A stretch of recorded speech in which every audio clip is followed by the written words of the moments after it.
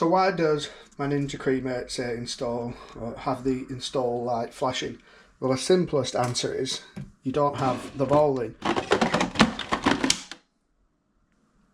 So if you put the ball in, you can see the install light has gone out.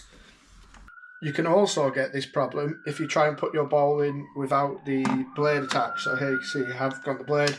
Say I've washed it, I've forgotten to put it back in. If I now put this in, you can see the install light is still flash, it's still on solid because the blade isn't in. So that could be another reason. This can also happen even if the blade is in, but the lock position isn't in the right spot. It's meant to be right in the middle. If you have it up to the side, mine won't go, but they can do sometimes. If you have it up to the side, even though it can be locked in, you can still get the install error.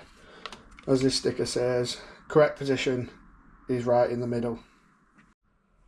Sometimes to get the flashing right, which means your bowl isn't in, if you've put it in and out a few times and messed around with it, it just doesn't quite recognise that it's in. So all you need to do there is release and install it again like that. So we'll just...